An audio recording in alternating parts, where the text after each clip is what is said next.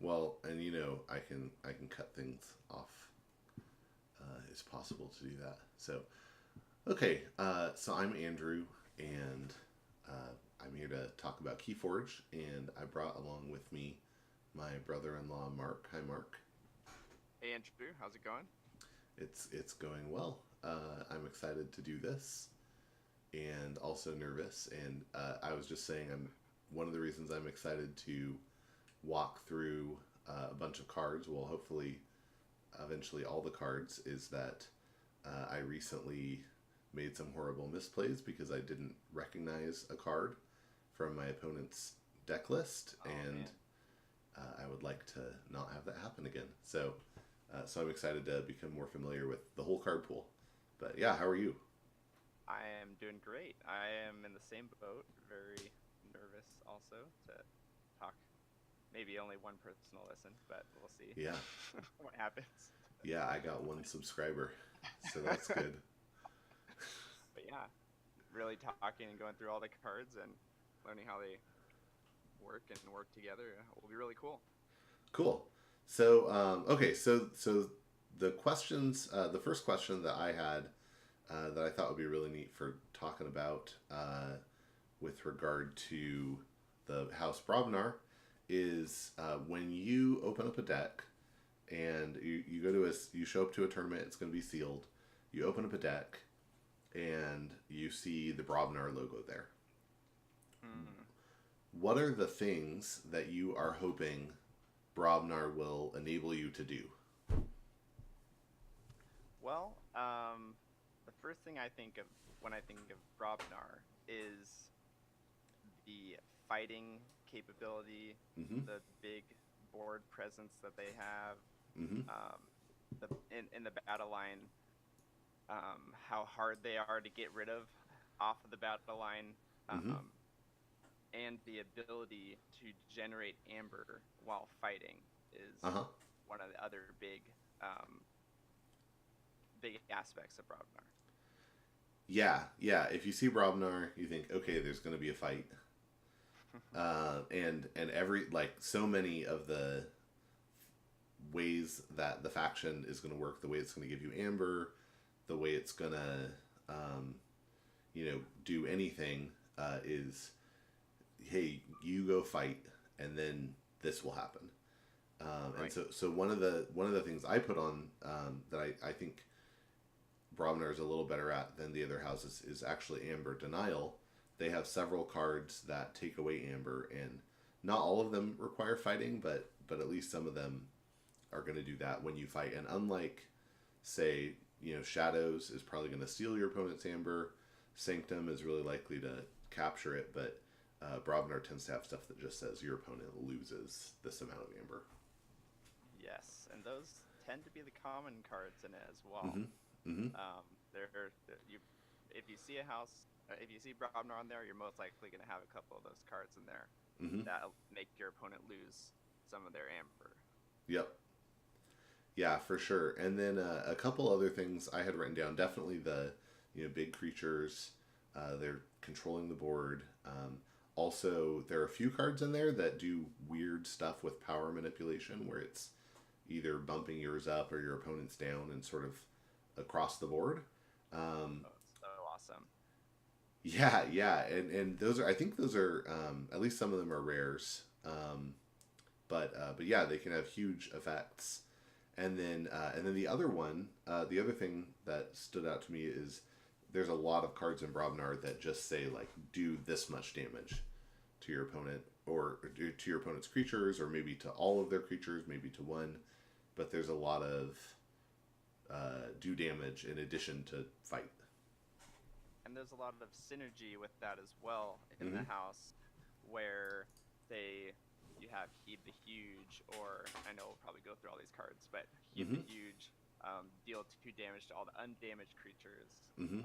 Auto Cannon, deal 1 damage to each creature after it enters play, and then in comes the cards like Coward's End or Iron Obelisk that play off of that damage done to creatures, Mm-hmm. um, or not done to creatures in the case of Coward's End. But Mm-hmm. yeah, yeah, Yep. Yep. You're softening them up and then gonna finish him off with your headhunter or something. Um, okay, so then my next question is, do you have a favorite combo in Brobnar? Oh yes, I have a couple of favorite combos. My favorite combo is actually one that I haven't seen in a game yet, and I haven't gotten in any of my decks. But it is autocannon plus Iron Obelisk.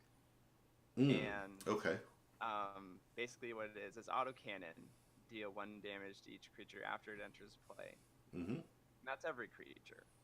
And barely any of the Brobnar creatures have armor. I think one of them has 1 armor. Fire Spitter Right. has 1 armor. But every single Brobnar creature that enters play will be damaged by autocannon. Iron Obelisk is an artifact as well as autocannon. And it says your opponent's keys cost 1 amber for each friendly damaged Brobnar creature. Oh, wow. Okay, yes. So Yeah. having those two combo together can be really insane when it comes to bumping up your opponent's key cost just by having those two cards out on the field. So that's I think a really good example of, you know, autocannon is a symmetrical card, right? It's helping your opponent as much as it's helping you, because it's pinging both your creatures for damage, but then Iron Obelisk synergizes with it in a way that makes it way more beneficial for you than for your opponent. Absolutely. Unless, of course, they have one, but... Right. Well, then all bets are off. Yeah. Yeah, well, out of 10, what is it, 10 quadrillion decks, there bound to be a couple that... So the combo that I picked here is Warsong and Khalifi Dragon, and this, I happened to get this in a deck, and I had Khalifi Dragon. Khalifi Dragon is really powerful. It's probably one of the most powerful creatures in the game. I think it is the highest power, literally, but then it also has just, this great ability when it reaps or fights, and but the limitation is you have to have 7 amber in order to play it, and Brobnar has ways to get amber, but it's not really bursty unless you can get a card like Warsong or Loot the Bodies. Warsong makes it a little easier, and be able, if you happen to get Warsong and Khalifi Dragon in your hand, you can hopefully be able to burst up from 2 or 3 up to 7 in a single turn, and get that Khalifi Dragon on the table, which feels really good. Yeah, there's a lot of really good fighting combos in Brobnar. Mm-hmm. Coward's End or Champion's Challenge plus Loot the Bodies is also great. Oof. Yeah. One of the more common combos that you're more likely to see in a deck will be Gauntlet of Command plus what was it? Gengar Chieftain. Mm-hmm. Mm-hmm. So both of those are commons. They're more than likely to appear together in pairs or even threes sometimes. Uh-huh. And just having maybe 1 or 2 of each of those completely changes how good your turn can be. Say you put down Mm-hmm. a Loot the Bodies, and then you have a couple of Gengar Chieftains in your hand. You're gonna have and a Gauntlet of Command on the table. You're gonna have a good long turn of fighting and gaining amber. Yep. So, and destroying your opponent's side of the board. Yeah, and the great thing about those cards that you're talking about is because they say ready and fight, you don't even have to put them next to a Brobnar creature. You might have, an Untamed or Sanctum, something else out there, and you can still, it's still a viable thing to do. Cool. Oh yeah. Mm-hmm. So okay, and then last question before we jump into the cards. When you open up that pack and you see the Brobnar logo, what other house would you be most excited to see on that deck? Well, When it comes to Brobnar, I mean, I'm always excited to see houses like shadows or logos Mm-hmm. on the card or discs. But when it comes to Brobnar specifically, I think I'd be more excited to see a Sanctum Mm-hmm. on that card as well. Um, because of how Brobnar in Call of the Archons works, and we won't get too much into the new set of Brobnar cards yet, but Mm-hmm. um, as far as the Call of the Archons Brobnar works, they're all about fighting. They're all about Mm-hmm. getting rid of your opponent's amber. And Sanctum is all about big board state and capture. Mm-hmm. So at least that's my first. Oh my goodness, I forgot the word. My Sure. first impression of them. Yeah. Yep. So being able to, and they have a lot of fight capture abilities. So being Mm-hmm. able to use Gauntlet of Command or Gengar Chieftain on a Sanctum creature that allows you to capture Amber, it just worked really well. So Yeah, Sanctum. Sanctum is my second choice, for sure. And like one of my favorite things to have happen is if you can get Brobnar and have like a healing light, which will heal. It heals every creature on the board for one, and for each creature that's actually healed, gives you an amber. And if you have, if you have that with, let's say, an autocannon, like we were talking about earlier, or just you've been doing fighting, all your creatures have like a couple damage on them, and you drop that healing light, it can give you so much amber. It's pretty incredible. and you're just for clarification, you're talking about Cleansing Wave, right? That is what I meant. Yeah, I. Okay. That's probably something from Dota or something that I wow. Yeah, Because some the Omninet stuff there. blinding wave is done No, stuff yeah, with that's Cleansing not Wave. that wouldn't help. Yes, cleansing wave. That's right.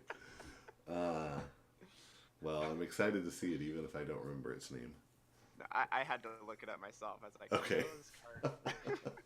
I'm just gonna hop over to the Sanctum cards really quick. Yeah, yeah. Nice, nice. Uh, so my the like I said, Sanctum. It was. I was thinking even up to the last second. Oh, should I say Sanctum? But the one that I have written down here is Untamed, and the reason I really like Untamed with Brobnar is because Brobnar gives you sort of a quick ramp to taking board control, and then Untamed, I feel like, gives you a clear something to do with that board state. So, you're using your Valder and your Crump and your Bumpsy, whatever, to keep the board belonging to you, and then you have some Dew Fairies and uh, maybe a Witch of the Eye sitting there, staying alive and just doing incredible work. So I just feel like they they complement each other really well if you can manage to get that board state and get your Untamed stuff on the board. That was really well thought out. Ha! Yeah, I definitely agree about Untamed being a really good. Um, I'm forgetting words again. Well, they're Compliment to yeah. Brobnar. Yeah. They're both. I feel like they're both tempo houses. They're just doing tempo and different things. Hmm. One of my favorite things is if I can manage to get I think it's Halicore on the board, and then like Headhunters on either flank, because Halicore then gives the Headhunter skirmish, and you can just go to town. It's very fun if you can pull it off. Yeah, if they stay alive for that long. Yeah. Which I mean, not if you have anything to say about it, but we can hope. Cool. Anything else you want to add before we jump into the cards? Let me see. No, don't think so. I think that's a pretty good overall view of the house. Obviously, there's a lot more detail to go into, but when we get into the cards, it'll definitely go that way. Sweet. All right. So so the way I have this set up is we'll start with the commons and go by type. So all the actions will be next to each other. That just, I think, makes it a little easier to think about them in comparison. and then we'll do the uncommons, and then if we're still awake, we'll plow through the rares. And Brobnar mercifully doesn't have any of those variants or special rares or anything like that. So none of those for now. Let's save those for a different house. Yeah, no, I heard of them. Okay, so okay, cool. So the first card that comes up here is very typical for Brobnar, and it's Anger. So Anger is an action. It gains you an amber, and it says to ready and fight with a friendly creature. Pretty good.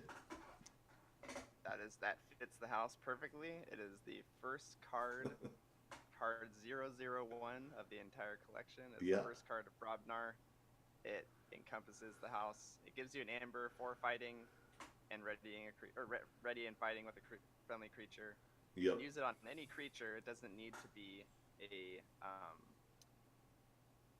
a Brobnar creature that you use it on. So that automatically makes for some good house cheating between turns or on your turn. And just being able to also fight. If your opponent happens to not have any creatures on their side after your huge Brobnar turn, using Anger to ready a Brobnar creature and then just being able to simply reap with them is very useful as well. Yep. Yeah, for sure. Yeah, and I think like Anger, it's so funny that Anger is 001. Also, just in that it is such a good, I think, card for explaining some of the things that make KeyForge different from other games, like do as much as you can, and it's like, hey, here's this card, the first card we're going to show you, and it lets you use a creature from a house that isn't the one you picked, and it's ready, it's not already exhausted, no worries, we can just you can just fight with it anyway. You don't actually have to ready it if it's already ready. And if there's nothing to fight with, then you ready your creature and it just sits there ready and you can use it. So just great, I don't know, raises a bunch of questions that probably need to be answered for new players. So nice introduction to the game for sure. Cool. And yeah, this is a common, so I'm always hoping I get a couple of these in a Brobnar deck. I'm never sad to see this. I would be happy with just these Gengar Chieftains and Gauntlet of Command. Yeah. Not bad. Of course, Bumsies and Crumps are good too. Yes, for sure. Cool. Okay, so moving right along then, let's go to Loot the Bodies. So Loot the Bodies is an action that says, for the remainder of the turn, gain an amber each time an enemy creature is destroyed. Another classic card in Brobnar. I guess all these common cards that we're going to be going over are classic cards in Brobnar because they're the ones you see most. But yeah, they should feel classic if the designers did their job. But yeah, it's great. So when you play Brobnar, when you activate House Brobnar at the beginning of your turn, your opponent immediately expects for their board state to immediately get disintegrated, or at least close to it. And having this card in your hand when you activate the house is a big plus to calling the house and a big incentive to call the house as well. It is most effective, obviously, if you already have Brobnar creatures out on your board in your battle line. But in the case of Coward's End and Loot the Bodies, the combo I mentioned earlier, you can have a bunch of creatures out that don't belong, that are undamaged, and just destroy everything. And or your opponent can have a ton of creatures out. You play Loot the Bodies, Coward's End, and then just gain a ton of amber off of it. So it can be a bomb when it comes to allowing more letting you get more amber.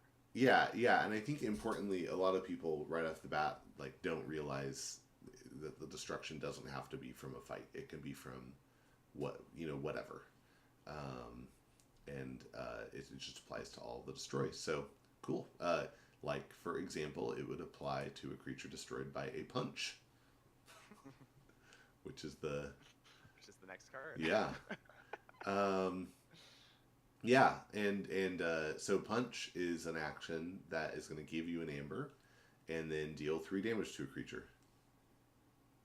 Easy peasy. Yeah, I love this card. I don't think I have it in any of my decks, but actually, you know what? I might. I might have this card. I'm not gonna look right now, but it's such a simple card.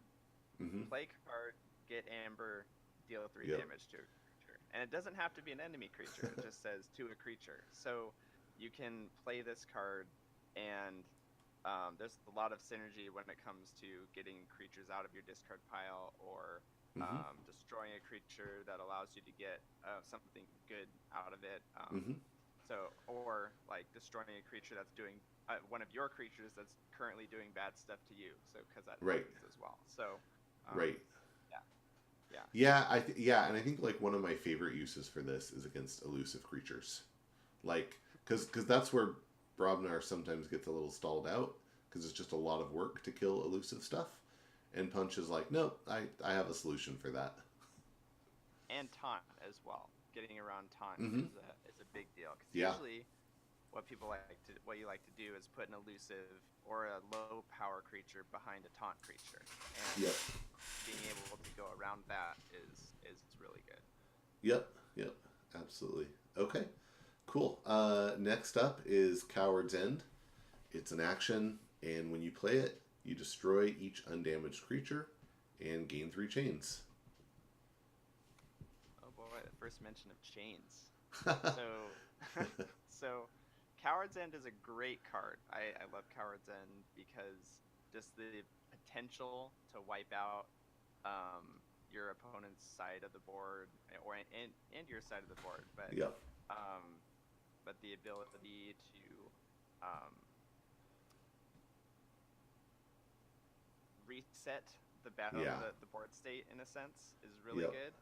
The 3 chains is what makes you think twice about playing this card, Yeah. because you need to be able to balance. Oh, are there enough creatures out that it makes it worth it to play this? Enough undamaged creatures out that it makes it Right. worth it to play this card that I draw 1 less card for the next Right. 3.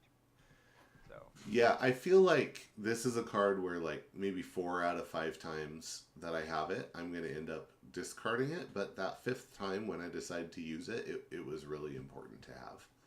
So, oh, definitely. so I think good that it's a common, not always playable, but it's pretty good. Okay, so this next one is actually, this is one of my favorites for sure. It's Tremor. Tremor is an action, and it stuns a creature and each of its neighbors. Does not give you an amber. So if your opponent has no creatures or something like that, you just want to discard it. But this is very good for, again, dealing with some of the things that Brobnar might struggle with. If your opponent has some stuff out that has really high armor or elusive, and you're just like, I could fight that, but I really just need it out of commission for a couple of turns while I get ahead. Tremor is a great way to take care of it. Now, I'm glad you like Tremor, but as someone who mainly plays against Brobnar and not with it, I hate Tremor because stun is one of the most annoying. I'm just saying that it's a good card, by the way. But Yeah. the fact that stun is one of the most annoying mechanics in the game, because you took all this work to put these creatures out onto your battle line. You Right. need to wait to use them until your next turn, and then someone pulls a Tremor on you, calls Brobnar, puts a Tremor on your creatures that you carefully placed out there, and you can do nothing with them until you unstun them. So, Yeah. and a lot of times, if a tremor is used really well, it'll cover a couple of houses. Yep. Yeah. It'll cover creatures from multiple houses, so it takes even longer to get rid of Right. the effect of that tremor. Yeah. Yeah. And it's like, hey, you now have, you had two good options. Now you have two mediocre options. Right. Yeah. Yep. Feels good, man. All right. Definitely. Oh, what? Oh, I said definitely. Oh, yeah. Okay, next is, we kind of already talked about this one, but War Song action for the remainder of the turn, game 1, each time a friendly creature fights. Very similar to Loot the Bodies. If you have this and Loot the Bodies, you're probably having a good time. Oh yes, yes. War Song is. I love the card art on War Song. By the way, I'm happy that in the next set of cards there's going to be more of these guys because they're awesome. But so so the for the remainder of the turn, gain 1 amber each time a friendly creature fights. This goes great with our next card, Gauntlet of Command. These cards that I keep on mentioning, Gauntlet of Command, Anger, Ganger Chieftain, all these cards that allow you to just combo off all of these fights during a turn and gain an amber every single time. It's just amazing. Yep. Basically Awesome. treats fight, it combos fighting and reaping at the same time. Yep. Yeah. So all right. So now we're on to artifacts. Gauntlet of Command, and it obviously comes out exhausted, but then on your next Brobnar turn, you can use it to ready and fight with a friendly creature. So, yeah, definitely my favorite card in Brobnar is Gauntlet of Command. Yeah. It's just because it's so useful. There's not a whole lot of there's tons of ways to get rid of creatures on your board. Yeah. There's not too many ways to get rid of artifacts. Yeah. So having the ability to put these out there, and it's also another way on top of Anger and Ganger Chieftain, another way to be able to use creatures outside of Brobnar. Right. So Brobnar has the ability to take control of other houses and use them really, really well. There's a lot of synergy with that. Right. Yeah, and you can use it even. There's no reason you can't use it with your Brobnar creatures too. If you have a troll out with 7 damage on it, you reap with it, and then you use the Gauntlet of Command to have it go fight something. Something like that. There's always something to do with it. Absolutely. Cool. All right. Next up is I guess this was my subconscious speaking. Troll. Troll is a creature. It's a giant. It has 8 power. That's very high. And when you reap with it, it heals 3 damage. It was not made for reaping. Definitely not.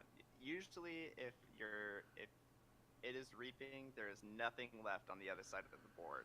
Right. And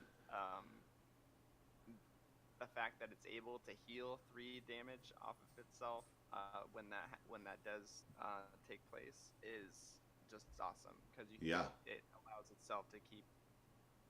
It basically allows itself to keep on going for a couple more turns because not too many creatures go above 2-3 power. So except in Brobnar, of course. But yeah. Cool. Yeah, very powerful creature.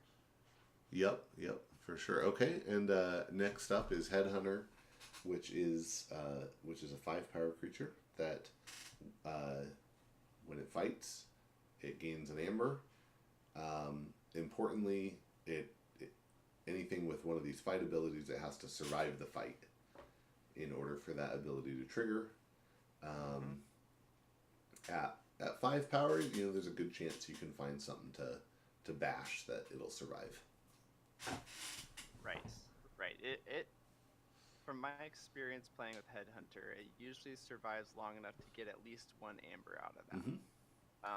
Unless your opponent, of course, removes it before you can use it. But or one of my favorite things to do when playing against someone that puts out a Headhunter is to just deal maybe 2 damage to it. so Right. that when they go to use it, they're a bit more hesitant to fight with it because it needs to survive the fight in order for them to get the amber. Right. So it forces them to your opponent to reap with it as opposed to fighting with it. It forces them to make a choice, basically, whether to Right. get amber or to affect your board state. Right. Now, I think this is actually a great card to have if you are dealing with somebody that has a lot of elusive because, you have a headhunter, a gauntlet of command, they have a dew fairy out there, and you go, hey, it's cool. I'll fight you with a headhunter. I gain an amber, even though no damage was dealt, and then I'll just use my gauntlet of command. I'll fight you again. This time damage is dealt, and I gain another amber. Mm-hmm. I win. Mm-hmm. So Yeah, fantastic combo. yeah, it makes elusive feel a lot less bad. Okay, next is Valder. Valder is 6 power, and when she is attacking an enemy creature that's on the flank, that's the far ends of the battle line. She does an extra 2 damage, so 8. I did the math. Congratulations. Thank you. So, Balder is an interesting creature because um, it's hard to keep track of this Hmm. extra damage that Right. she's able to do to those flank creatures. So you need to be careful. Most of the time, she's able to destroy a creature on a flank just Yeah. like that, like without. But also, like she does the 8 damage to it, but there's a lot of times where that doesn't even really come into effect. Right. So a lot of times she'll die before, like if say she fights an 8 power creature like a troll, she'll die immediately to that. So Right. while she's able to take those out, she'll still die immediately. So being able to do that extra damage and keep her on the board, it's kind of a trade-off Yep. between the two. Yeah. But Yeah. it is a really powerful extra bit of damage that is tacked onto that creature. Yeah, and I actually I feel like the number 6 is pretty good. There are, you mentioned a lot of things are down in the like 2-3 range, but there are a number of 5 power creatures. I mean, Dis has a bunch of 5 power, Shadows has a bunch of 5 power. So I feel like having Valder be able to go, bonk one of those on the head and be around for another turn is pretty valuable versus like some of those things headhunter has to be like, oh hey, I'll go find somebody else to fight. um, And one thing that just came to mind was is this card is actually really good against Sanctum. mm-hmm. A lot of Sanctum cards have that 1 or 2 armor Yeah. that is really annoying to try and get past. And Right. if you have 6 power, but your opponent has 3 5 power 2 armor creatures out, Right. it's very common for Sanctum. Yeah. One of those will be on the flank, and being able to get past that 2 armor and still deal 6 damage is Yeah. really really powerful and really Yep. good. It's a great Sanctum um, uh, counter Yep. card. Really good Sanctum counter card. Yep. Yep. For sure. Cool. Okay. um, Next up is Fire Spitter. Fire Spitter has 5 power, and this is, you mentioned there's, I think this is the only creature in Brobnar that has an armor. It has 1 armor, and before it fights, it'll deal 1 damage to each enemy creature, which means that the thing you're attacking is going to take 6 damage, and everything else is going to take 1. Mm-hmm. Mm-hmm. Uh, It has so when you have people playing out things like Harlan Mindlock and mm, mm-hmm, the Dust Pixies, those really tiny mm-hmm. creatures that do really great things for them, being able to attack something else and take those out of the battle line at the same time is one of the great things about this card. Yeah. Yep. For sure. Yeah. It's good. Very good crowd control. Cool. All right. Smash. 5 power, and when he comes out of your hand, he stuns something. Play stun a creature. So Yep. I'm going to say this again. That stun is my least favorite mechanic in the game because I do not like it being used on me. Uh-huh. Just because it's so annoying. But the other thing about Smash is it's an interesting creature because if you play it out and it's the only creature that you're playing out, or Yeah. there's no enemy creatures, you have to stun something, and Yeah. most of the time you end up stunning itself when that happens.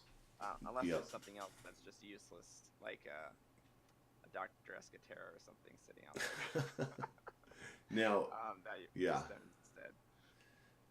Now, one interesting thing that I think they clarified recently was if you play Smash, and your opponent has creatures but they're all stunned, Smash can stun one of them. Yes. It doesn't become double stunned or anything like that, but in that case, he would not have to stun himself. So it's slightly better than I had originally thought. I am really thankful for that clarification because there's a couple times, like playing on the Crucible, which is Mm-hmm. It's an awesome platform. It has its issues, but it's awesome. Mm-hmm. Where that would happen, where you would play it out, your opponent would have creatures, and you play out Smash, hoping to be able to stun one of those already stunned creatures, and it wouldn't happen. So, Yep. thankful for that clarification. Yep. For sure. Cool. All right. On to Crump. After an enemy creature is destroyed fighting Crump, its controller, I almost said it's the loser, but they're about to be. Its controller loses 1 amber and it's 6 power. Pretty good. Yeah, it's basically the opposite of Headhunter, Mm-hmm. where it obviously needs to fight. It needs to survive the fight in order for this effect to take place. Mm-hmm. And the thing is, though, instead of just the fight, your opponent loses 1 after the creature is destroyed. It needs to be destroyed in order for that to happen. So Right. being able to use that, say you use Headhunter to fight that Dew Fairy, you gain the 1, and then you knock it out with Crump, and you make Mm-hmm. them lose 1 and not be able to forge key on the next turn. Yeah. Good combo. Yep. Yep. Nice. Okay. Then, yeah, one of your favorites, Ganger Chieftain.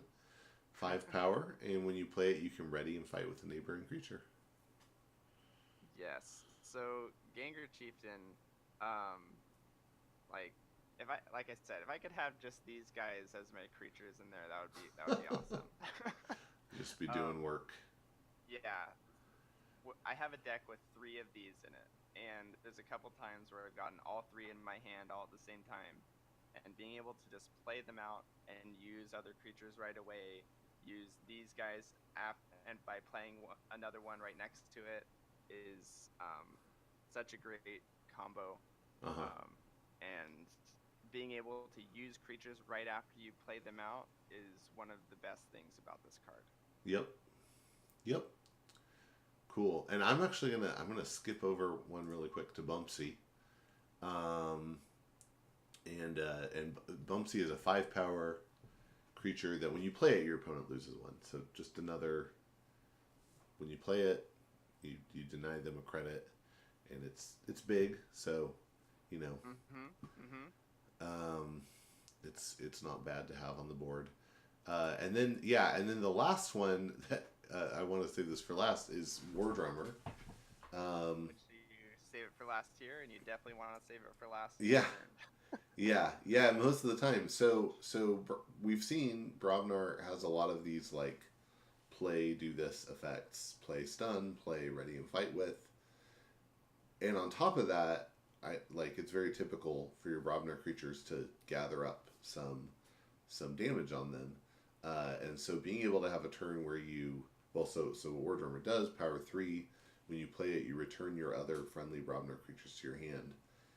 It means you can have a turn where you use them all to reap or go fight, do damage, and then play War Drummer. They all come back into your hand, and then you play them out again. They're fresh, they have no damage, they do their stun again, they trigger a fight again, whatever is good.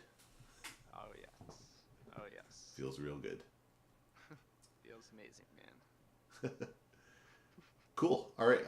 Well, do you have time right now to go into the uncommons? Are you good? Yeah. Yeah. Okay. You Okay. want to get Stuart here? I think Is he listening. there? Stuart, are you here? I am. Oh, hey. Do you wanna join in the conversation here? Sure, is this being recorded? Yeah. Wow. Yeah. I named the Discord channel Professional Gaming Pundits on purpose. Wow. Yeah. How much money am I getting paid for this? Twice as much as the last time we talked. Perfect. That makes me a professional if I'm getting paid for it. Okay. Yeah. Okay. So just chime in with whatever we just finished going through the comments. So we're gonna. Yeah, I was listening the entire time. Cool. And I think I'll make sure I fix any of your mistakes this time around. okay, sounds good. And yeah, well, maybe I'm gonna say let's try to go a little faster. But I think we've covered a lot of the basics. So hopefully. How long was that going over just the comments? Yeah, let's try not to think about it. Okay. Are you gonna edit this afterwards? Maybe that part. We'll see. I like raw. Okay. Okay. So the first uncommon here, the first uncommon action, is Blood Money. For Blood Money, when you play it, you place 2 amber from the common supply on an enemy creature. Why would I want to do that? So, Blood Money is awesome because it's not requiring you to put amber from your own pool onto an enemy creature. It basically causes an enemy creature to capture amber from the common supply. And when you destroy an enemy creature with amber on it, you get the amber. So it incentivizes, in true Brobnar style, it incentivizes a fight. And you usually want to put it on a creature that is easily gotten rid of, easily destroyed. Right. So, or that you were going to kill anyway. Right. Right. Yeah, you could have written the card differently so that it says, I'm going to kill this character this turn for 2 amber. Right. Yep. Cool. All right. Next up is Unguarded Camp. Unguarded Camp gives you an amber, and when you play it, for each creature you have in excess of your opponent, big words here, a friendly creature captures 1 amber. Each creature cannot capture more than 1 amber this way. So All say right. you have 4 creatures and your opponent has 1. You would capture 3 amber, 4 minus 1, onto 3 of your 4 creatures. Got it. So you would, of course, gain an amber before you do this. And then, yeah. Just clarifying what Yeah. I mean. I have this card. I have never been able to use it that well. Just because it's so situational. Yeah. Well, I mean, worst case, it gives you an amber, right? Right. Exactly. And I think a lot of the times that I've played it, I have had maybe 1 more creature than my opponent. So maybe like capturing 1 at the time. But yeah. Yep. Makes sense. Cool. All right. Okay. This next one, Relentless Assault, this is one of my favorites. It's like anger on steroids.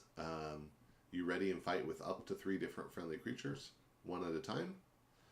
I think I've played this against Stuart and had him accuse me of cheating. Um, but the obvious thing that Anger has that this doesn't is an amber printed on it. So you don't get a free amber for playing this, but um, usually getting to attack 3 times. These could be, things outside of Brobnar, or they could be,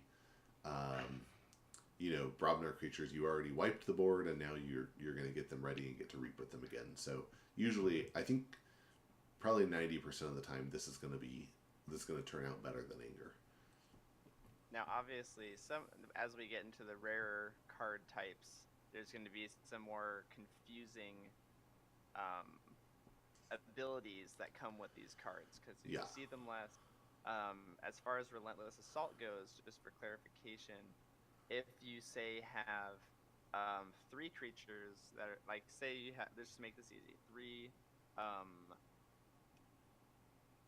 tapped Brobnar creatures, and your opponent has 1 creature on their side. You ready and fight with the first one, it destroys that one. Do you still ready the other 2 of your creature? If you want to. It says up to, so you don't have to. But yeah, if you want to, you do. Got it. And then they try to fight, and they're like, oh, there's nobody to fight. I guess I'll just be ready. That makes sense. Yep. Yeah, and then you can reap with them. Oh yeah, the best cheater move ever. Oh yeah. I think it's probably the best combo card in Brobnar, because it combines with so many different options of Brobnar. Yeah. Because no matter what, you can redo an action, and almost every single common card you mentioned and the 2 cards we just went over combine with it to make it a very strong turn. Mm-hmm. Yeah. I think, like the thing Anger is going for is it always has that amber, so it's never a dead card. Relentless Assault could be a dead card, but it almost never is. Like you said, it almost always is good. So I mean, if you have any Brobnar on the board and there's any effects, you get to use them. Yep. So yes, so you have to have other Brobnar cards, but it combined with almost every single one really well. Mm-hmm. Cool. All right. Okay, next up is Smith. Smith is an action. It gains you an amber, and then it gains you an extra 2 amber if you control more creatures than your opponent. Smith is the type of card that if you haven't played with it much, you want to, or if you're inexperienced with the game like me, you hold on to it for too long, hoping to have more creatures than your opponent at some point. And that's something that I have learned to just play it within the first 2 turns that I get it. Otherwise, it's essentially a chain in my hand, and I'm not doing anything with it. So the best thing to do with it is just play it as early as you can, whether or not you have more creatures than your opponent. I think it's a really good way to describe it, is it's a chain in your hand if you don't get it used quickly. Yeah, and it's a chain in your hand that you can gain an amber for losing. Right. Yep. Right, exactly. Yep, not bad. Cool. All right. Burn the stockpile. Action, no amber. If your opponent has 7 or more amber, they lose 4. That's cool. So awesome. But also at the same time, if you haven't checked your opponent's card list on the back of their Archon card, and you are having a fun time generating all this amber, and then this gets played on you, it's definitely quite a surprise sometimes. But it definitely teaches you to check your opponent's Archon card. Yeah. It's one of those types of cards. Yeah, and 4 is a lot. I mean, that's a range of, they could be up to 9, and you could still keep them off a key with this. So that's pretty good. Yeah, it's absolutely ridiculous, the swing that it can have, especially when it gets closer to the end of the game and you use it on your opponent. Mm-hmm. Yep. Cool. Okay. Next up is Follow the Leader. Follow the Leader says for the remainder of the turn, each friendly creature may fight. And the important thing to remember on this one is it does not say each friendly creature may ready and fight. Right. So,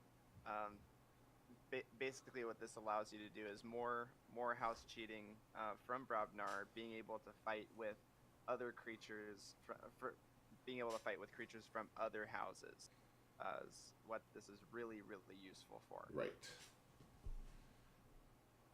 Yep. Cool. I feel like uncommon is maybe a little more action heavy here. Uncommon. The next one is Sound the Horns. It gives you an amber, and then you discard cards from the top of your deck until you either discard a Brobnar creature or run out of cards. And if you discarded a Brobnar creature this way, you put it in your hand. So I've heard the words "sound the horns" come out of your mouth way too many times. You're very familiar with this card. yeah, I like it. It's interesting. It cycles through your deck sometimes, like all the way through, and that can be exciting. And it's like, hey, have an amber and draw a random Brobnar creature. So, what's not to like? It is really awesome. What you were mentioning about the cycling your deck. One of the biggest things about this game is getting through your entire deck, being able to use every single card in it to its full potential. So Sound the Horns, I have a deck with maybe 3 Brobnar creatures in it and a Sound the Horns. So being able to use a couple of good cards at the beginning of the game, play Sound the Horns and go through almost my entire deck to get to one of my Brobnar creatures and be able to cycle the deck again during and within the next couple of turns is extremely useful. And the Amber bonus is just awesome. Yep. Yes, it's almost like you sound the horns inside the Screaming Cave. Right. That would be very loud. Yeah. Okay. So, next up is Mighty Javelin. Mighty Javelin is an artifact. It gains you an amber when you play it, and it has Omni. Sacrifice Mighty Javelin, deal 4 damage to a creature.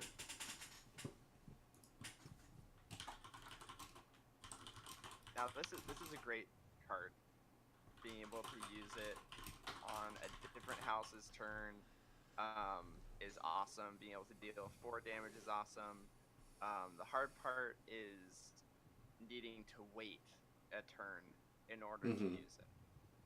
So if you have, if you're in a situation where you want to get rid of a creature on the other side of the board fast, this is not the card for you. So right. It takes a little bit of time. So obviously getting it out of your hand as early as possible is great advantage to you. Right. Yep. Okay. Next up is the War Chest, also an artifact, and the War Chest is going to gain you 1 for each enemy creature that was destroyed in a fight this turn. When you use it, when you use the action on it. So, very nice for the end of one of those I fought and blew things up turns. Yes, and it won't always be useful because you do need to call Brobnar in order to activate it. But usually, when you are able to activate it, and that's after one of those fighting turns, it'll gain you a couple of amber. Yeah. So, yeah. Cool. Okay, next one is Cannon. Cannon is an artifact, and it has action, deal 2 damage to a creature. So just more of that. I think this is really great. Again, this is another one of those things that I really like to see. If there's elusive, it's also really nice for finishing things off if you had to deal with something with armor or something like that. Oh yeah,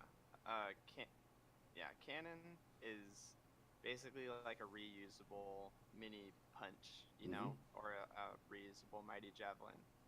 Except you would need 2 of them in order to do that, which isn't all that uncommon to see a couple of these in a Brobnar deck. But yep. Yeah, cannon is I actually have a deck with 2 of these and an autocannon in it. Yeah. So being able to deal that much damage without using a creature at all is fantastic, because you can save those creatures to be able to reap with them, or Right. or save them for a future turn and have your cannons do all the work for you. Yep. Okay. Screech Bomb, another artifact. It has Omni. Sacrifice it, and your opponent loses 2 amber.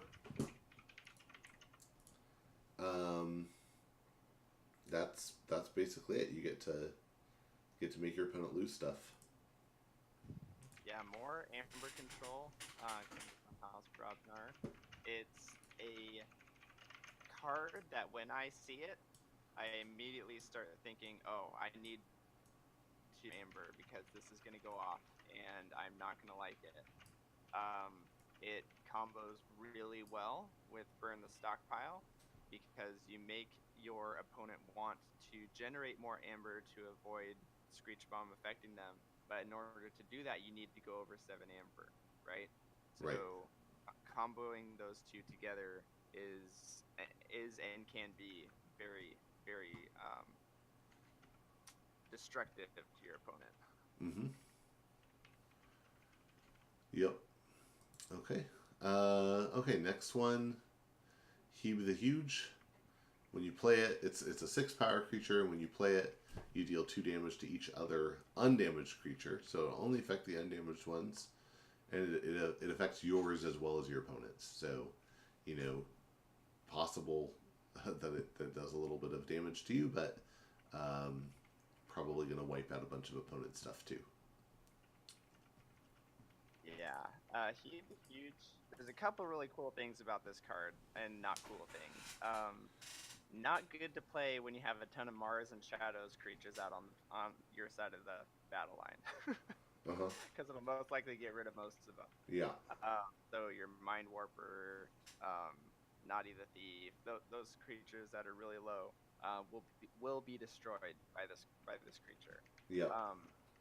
But one of the cooler things about it is it prevents, like, say you have a bunch of undamaged Brobnar creatures out, you can play this creature out, and then on a future turn when your opponent has creatures out, you can play something like Coward's End, and you'll be able to destroy a lot of your opponent's creatures, but not yours.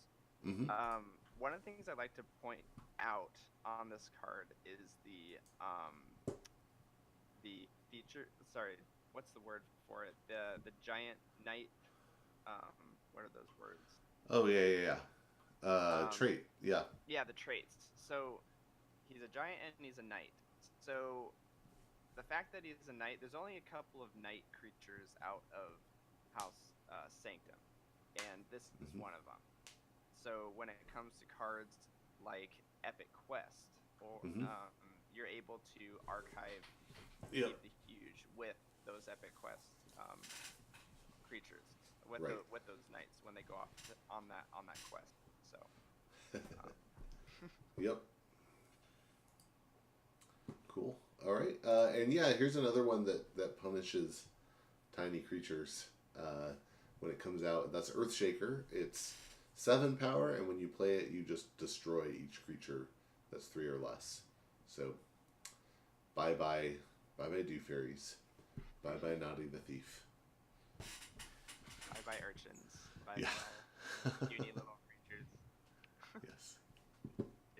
one of those cards that's always good, and sometimes it's game winning. Yeah. Yep. For sure. It's this and He the Huge combo really well with an upcoming card. I don't know if you want to jump to that one while we're. Nope. Nope. Yellow flag. Okay. Spoiler alert. Yeah. We'll get to it. Okay. Keep moving along here. Next one is Lumiere Flamefist. It's a 5 power, and when you play it, if your opponent has 7 or more, they lose 2. Not quite as good as the action that makes them lose 4, except you get a 5 power creature out of it, so it's not bad. Yeah, it is like a poor man's version of Burn the Stockpile. Yeah. But in a sense, it is better because you have a creature sitting out on your battle line. Yeah. Because of it. Yep. Okay. One of the best flavor texts in the game too. Oh. I thought his name would turn out to be metaphorical. Oh. Right.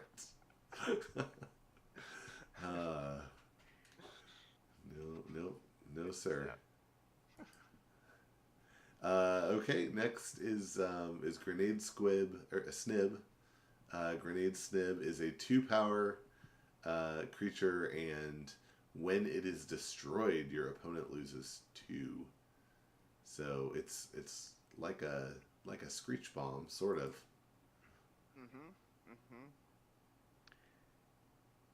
Definitely offers some weird combos too, where you can purposely kill it yourself, so that your opponent loses the amber they might need to forge a key, right? Using a cannon or other card that would do that.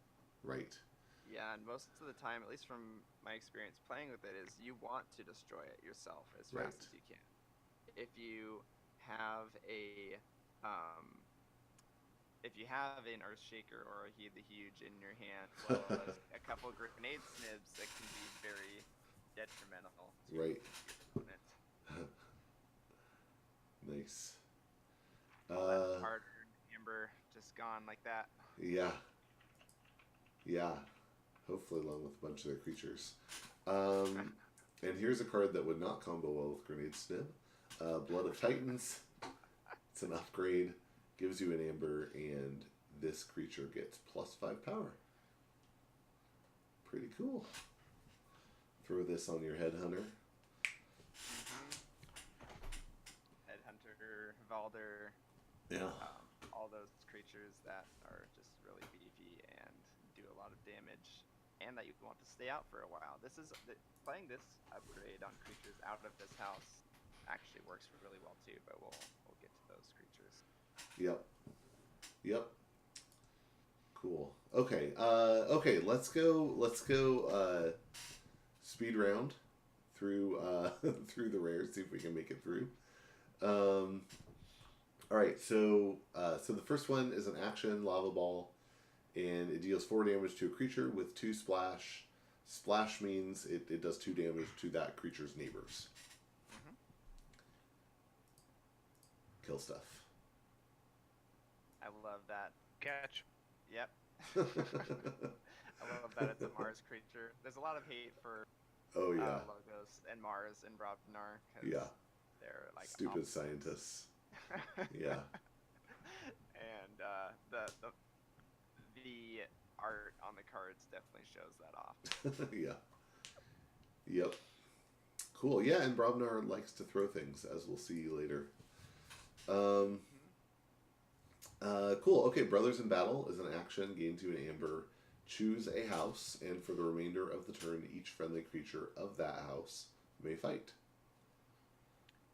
Now, this is like Follow the Leader, but it gives you an amber, but the only thing is you have to choose what other house. You can't fight with all your creatures for the rest of the turn. Right. So that amber bonus is great. It gives you incentive to play it, but being able to choose only one of the other 2 houses can be potentially not as good. Right. Yeah, I wonder how often it turns out to be But I actually would guess it turns out to be better more often, but I don't know for sure. I'm not sure either. I can't imagine that it would be worse in many cases, Yeah. but yeah. I'm not sure if you talked about this with the other one, but it would also give you the option if you end up with creatures in the other person, you can get a lot of reaping done in one turn. Especially if the Brobnar creatures that you played were able to kill the other team. Well, okay, so specifically in this case, this would let you, let's say you have Sanctum, you have like Sanctum, this would let you fight with the Sanctum but not reap. Okay. But you might be able to, do your fighting with the Sanctum and then reap with the Brobnar. So there's definitely room for that. It just isn't. Yeah, it's limited to what you can do with the Brobnar after you've killed with everything else. Okay, next one. Yeah, this is a crazy one. Champions Challenge. It's an action. I'm not going to read the text because I actually think the text is a little bit confusing. It kills everything except the most powerful creature on each side. Mm-hmm. And then your creature that's left over fights with their creature that's left over. Correct. That's it. Readies and fights with. Right.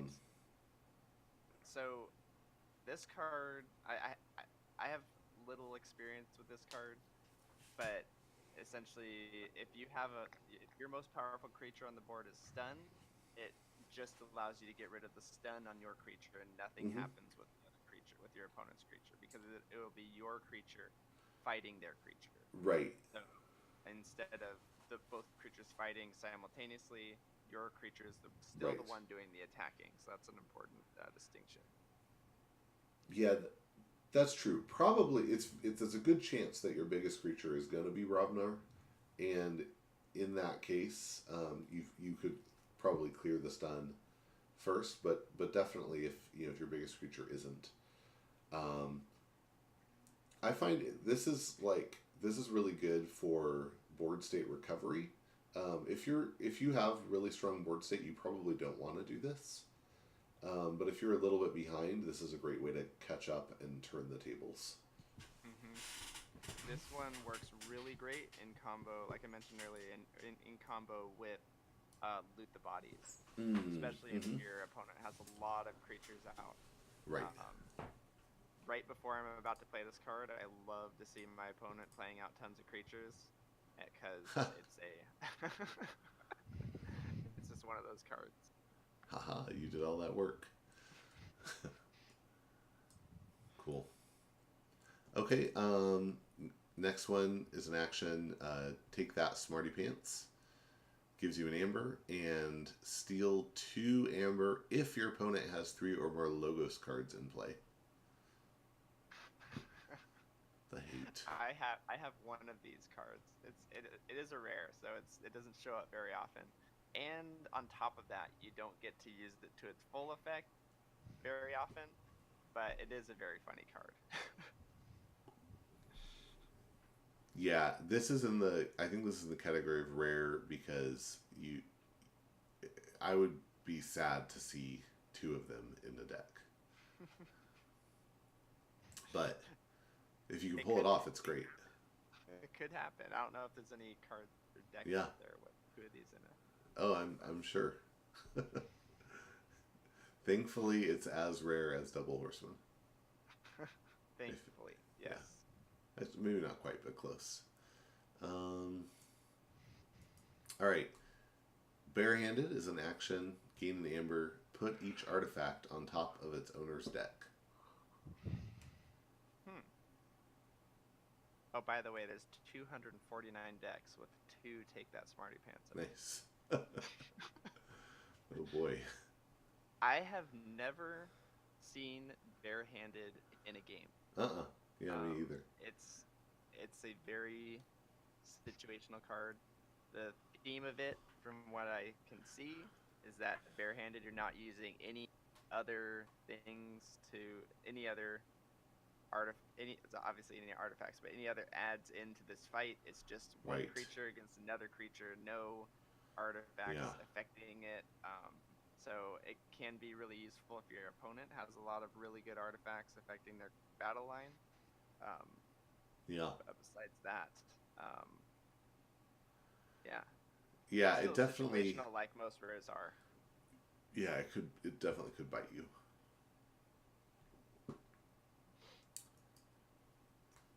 Cool. All right, auto cannon. I think Stuart, do you have a deck with 2 of these? I at least have 2 decks with 1. I don't know if I have a deck with Okay. might. Yeah. So auto cannon gains you an amber when you play it, and then it just has a constant effect that will deal a damage to each creature after it enters play. If I remember correctly, I have one deck that it's awesome with in the way it combos. Another deck, there's a lot of things that just get ruined. If you have Right. creatures with 1 health, they are dead when Right. you play them. So it can be interesting to play them and have them be discarded that way instead of discarding them from your hand. But other than laughs, there's definitely it's more situational than I would have originally thought. Mm-hmm. Yeah, it's okay with Urchin and Dust Pixie. Not so good with what am I thinking of? Bad Penny makes for an interesting combo yeah. where it becomes a commonly discarded card if Right. you pick one or the other. Right. Yes, I have one of these with a bad penny in it. And it can be good if you have something like Soul Snatcher out or something that gives you amber for destroying creatures, but it's not that great if you don't have anything to combo with. Does it really make you more likely to discard Bad Penny than normal though? I would say so, yes. Okay. Because there's other, like, a lot of the decks that have Bad Penny seem to have Secret Needle or other ways to kill it for money. Right. And this takes away that option. Right. Yeah. Okay. Alright, next up is Banner of Battle. It's an artifact and doesn't give you an amber, and it just has the constant effect each friendly creature gets +1 power. It's such a great card, man. Brobnar already has a lot of really powerful creatures, so when you put a Banner of Battle out there, it can cause. I don't own a Banner of Battle card, but it's a great card. I got one. Seeing it out there, I'll sell it to you. a lot of times makes me makes me like, I can't deal with this. That extra damage that I sometimes forget about can cause a lot of problems when you're going through a fight and you're fighting like an urchin. You do 1 damage to him with your Secret Needle, and all of a sudden you're like, wait a second. Right. It's not gone. So, so that makes sense. I feel like it definitely has a use. My feeling of it so far is actually that, especially if I think every time I've seen it, I've been on a deck that just has hard destroy, and if you're playing something that just has hard destroy, like it just doesn't matter. But there are definitely situations where having a 6 power headhunter, a 6 power or a 7 power crump, those are good things. But I think it's rare, it's situational, right? But it depends a bit. Right, and also, not to go on too long with this one, but the balance of the game, like each creature is given a power based to balance it with the rest of the game. So being able to give it that 1 extra power, that 1 extra damage and hit point, allows it to get past that balance, make it a little bit more unbalanced in your favor. Yeah, for sure. I totally agree with Mark. I was thinking that's a good way to describe it before he was even saying it. It's like taking a scales and literally cheating them in your favor 1 notch. And there's a lot of times where that 1 notch is going to make a big difference. Yep. But either way, the entire battle is shifted where you have that advantage. Yep. Yeah. Cool. Oh, my dog's trying to get in here. Sybil, come. Good girl. Okay. She is a good girl. I can. The next card is Iron Obelisk. It's an artifact. It's also a location. Your opponent's keys cost +1 for each friendly damaged Brobnar creature. Nice. She might have some. I didn't know you could read. He's been hiding it all along. That wasn't the requirement for me to pass kindergarten school. And Mark was pointing out earlier, you get this with an autocannon, and your opponent's keys are likely to be expensive. Good combo. The only requirement is that you have friendly damaged Brobnar creatures. Uh-huh. If you have a deck with autocannon Iron Obelisk and only have 2 Brobnar creatures, it is a sad day. But it is, in general, it is a fantastic combo. Mm-hmm. Cool. So next up is Pile of Skulls. It's an artifact. And each time an enemy creature is destroyed during your turn, a friendly creature captures 1. I think, importantly, this... it doesn't have to be the creature that's doing the fighting. So there's no reason you can't have, a couple of creatures that are fighting and taking damage while other creatures are capturing amber and staying, undamaged, so that you can try to keep that away from your opponent for as long as possible. Definitely a good card with multiple houses out. If you have a house that's not fighting and not doing anything, they can be the one capturing this turn while the Brobnar are doing all the work. Mm-hmm. Yep. Cool. Okay. Next up, Belgium Avalanche. She's a giant with 5 power, and she says after you forge a key, you deal 2 damage to each enemy creature.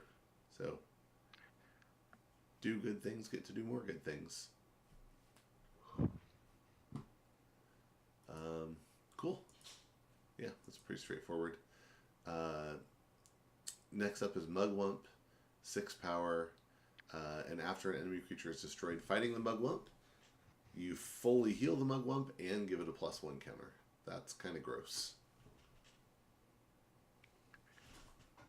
Yeah, if there's some easy pickoffs for Mugwump, he becomes a Sybil, ever-growing giant. Sybil, come. Yeah, it looks like he's sort of ripping parts off of other people, maybe. And also, definitely in the running for best name ever. Sure. Yep. Cool. Okay. This one, I don't think it's possible to say correctly. Tireless Krokag is 7 power, and Tireless Krokag cannot reap, but you can use it as if it belonged to the active house. So you can use it on 3 times as many turns as normal, but if your opponent has no creatures in play, it gets destroyed. So, trade-offs.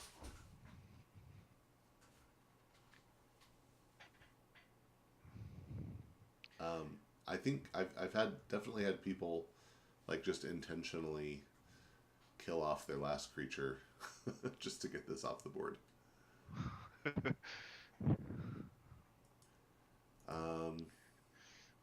All right, next up is Khalifi Dragon.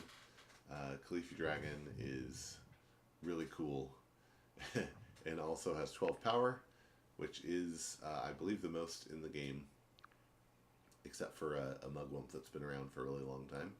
And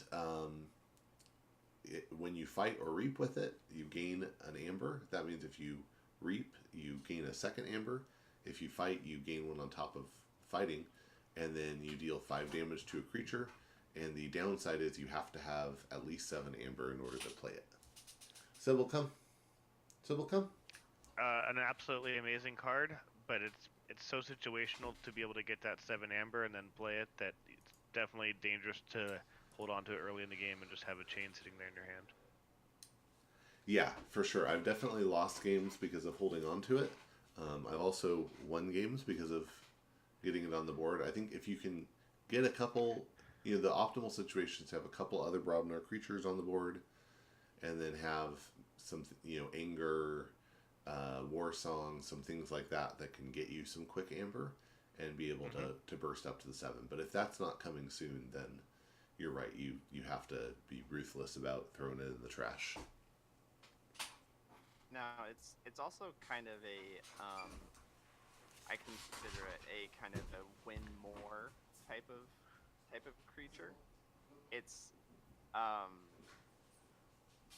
definitely shouldn't be your main objective to gather, because if you're playing against Brobnar and you have this in your deck, gaining 7 amber is pretty risky when it comes to playing against Brobnar or other houses that have amber removal once you go over 7, like Shadows.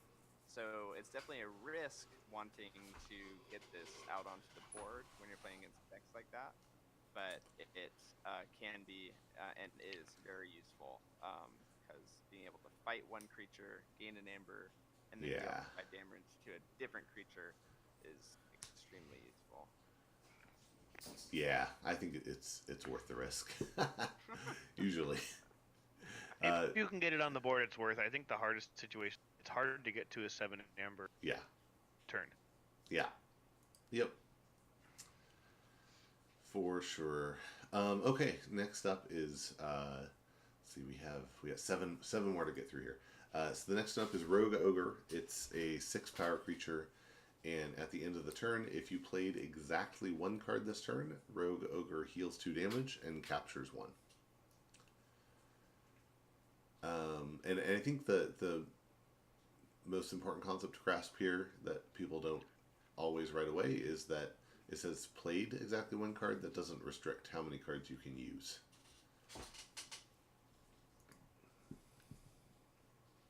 Oh, and it applies on other houses' turns too, so that's pretty good. That is true. And it does apply right away, I believe, when you play this card as the only card of your turn. So it doesn't need to be ready for that to apply, which is pretty cool. Cool. Next up is Looter Goblin, which is the creature version of Loot the Bodies. And it's 2 power. It has elusive. And when Looter Goblin reaps, then for the remainder of the turn, you gain 1 amber each time an enemy creature is destroyed. It's pretty good. Now, next game must be Brothers.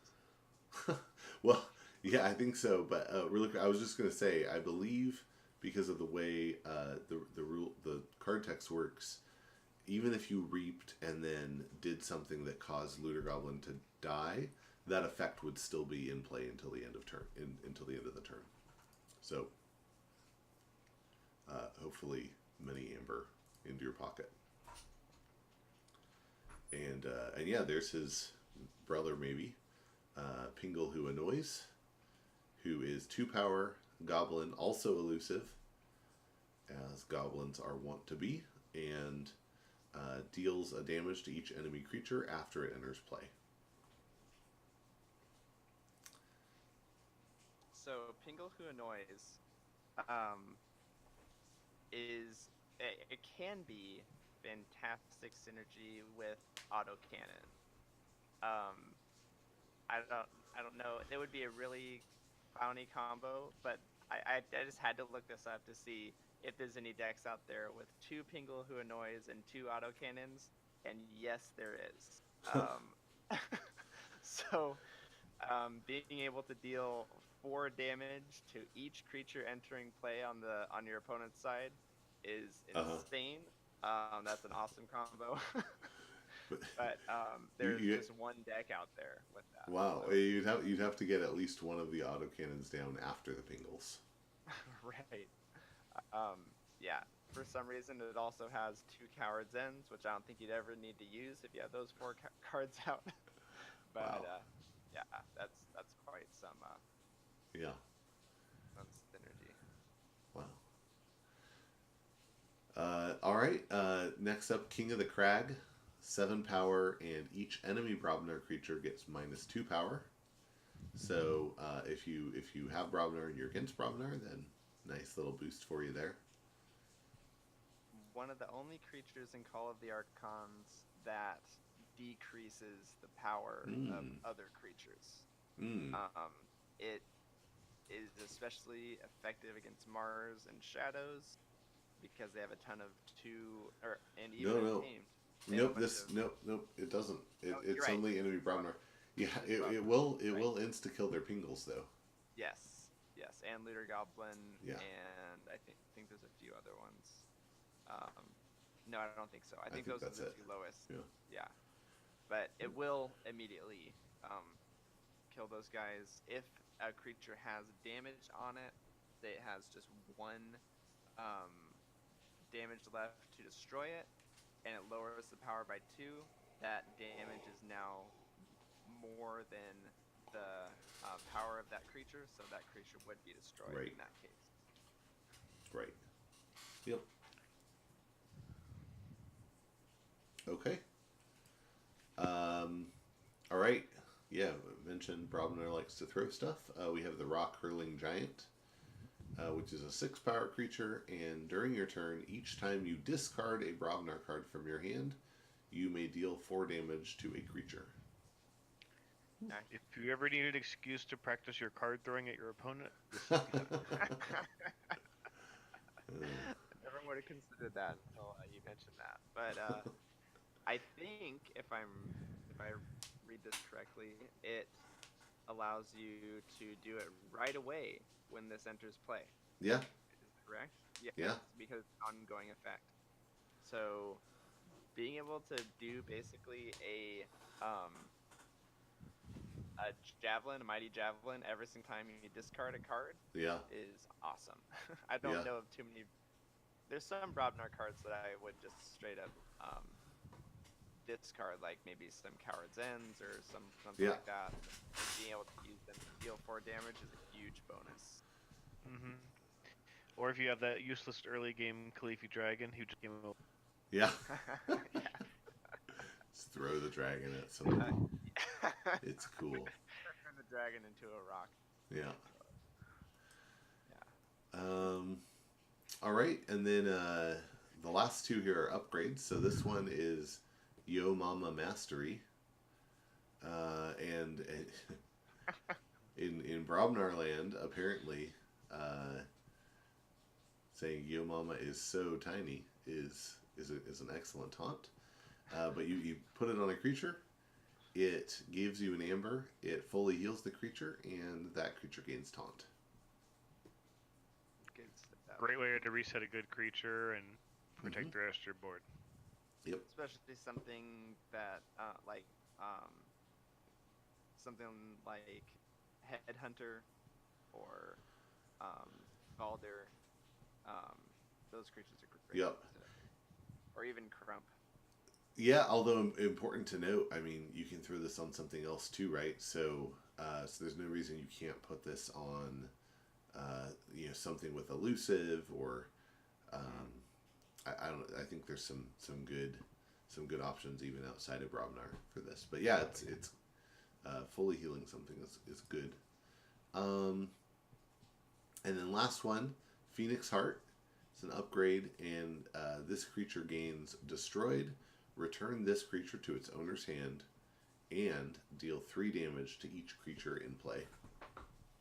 That's just for clarification, that is every single creature on the board that it deals damage to.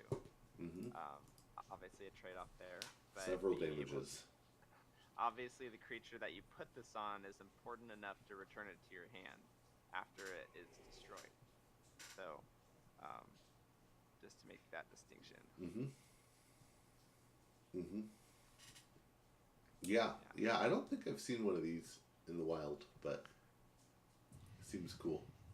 I think I've seen it 1 time, but besides, or maybe 2 times, but besides that, it's definitely a card you don't see very often. So I think Stuart, Mark had said earlier that his favorite Brobnar card is Ganger Chieftain. Is that right? Did I get that right? Gauntlet of Command. Gauntlet of Command. That's right. That's right. Yeah. And I think mine. Did I say what mine was? I think I said one. Did I say no? Did I say Tremor? No. I think actually my favorite is Khalifi Dragon, but outside of rares, it'd probably be Relentless Assault. I love Relentless Assault. Stuart, do you have a favorite Brobnar card? I think the one I've had the most fun with is Wardrobe. Mm-hmm. There's so many play actions that when you have a deck that has 2 or 3 of those cards and you get to reset them, and there's so much that can happen in one turn.